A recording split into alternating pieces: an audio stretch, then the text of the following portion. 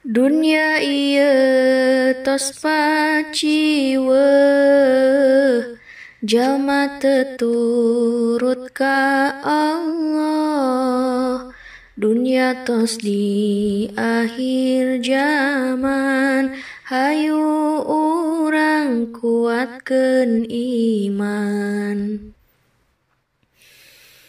Loba jalma anu murtad, teu inget kana akhirat, ngudag-ngudag kana dunya, ngudag-ngudag harta banda.